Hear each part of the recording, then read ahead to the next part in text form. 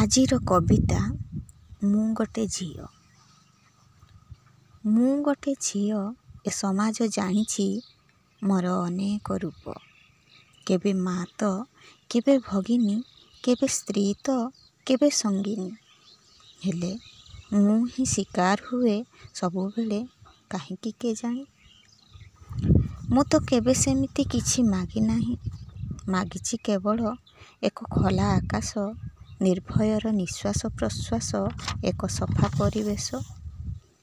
ହେଲେ ମିଳିଛି ଖାଲି ମୋତେ ସମାଜଠୁ ନିର୍ଯାତନା ଆଉ ମୁଠା ମୁଠା ଖାଲି ଅବଶୋଷ। ମୋତେ ହସିବା ମନା, ଗାଇବା ମନା, ପିନ୍ଧିବା ମନା, ବୁଲିବା ମନା। କେବେ ବାପାଙ୍କଠୁ ଗାଳି, କେବେ ମା ଆଉ ଭାଇ ସହ କଳି। ଶେଷରେ ସ୍ୱାମୀଠୁ ମାଡ଼ର ବର୍ଷଣ, ଆଉ କେବେ କେବେ ମାଡ଼ି ବସେ ଅଜଣା ଧର୍ଷଣ। ଅସହ୍ୟ ଏ ଯନ୍ତ୍ରଣା ନା କହି ହୁଏ ନା ସହି ହୁଏ। ପରିହାସର ପାତ୍ର ହୋଇ ନିନ୍ଦା ଅପବାଦେ ନୀତି ନୀତି ମୁଁ ମରୁଥାଏ। ତଥାପି ଓଠଧାରେ ହସ ରଖି ବାଟ ଚାଲୁଥାଏ।